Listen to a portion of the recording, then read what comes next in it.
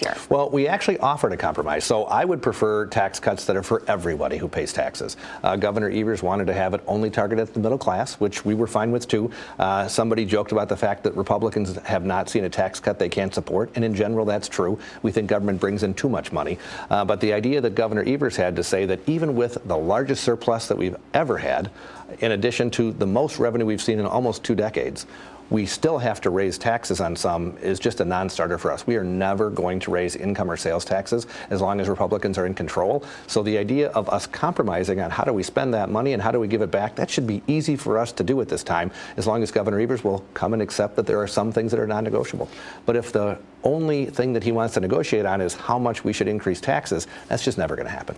Unfortunately, we are probably going to have to do what we have said since January. Don't put these poison pills in there. Knowing we are never going to accept tax increases, he's made all kinds of promises to people that can never be fulfilled because there's not enough money in the checkbook.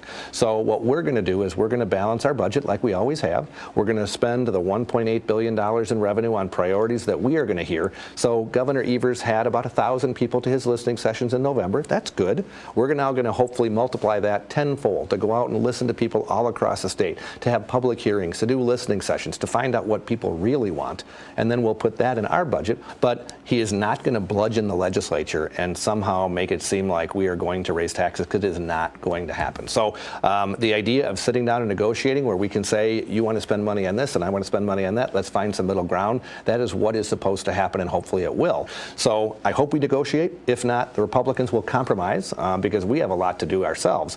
Put that budget together, send it to him by July, and then he can make his decisions from there. Speaker Vos, thank you. Thanks, Adrienne.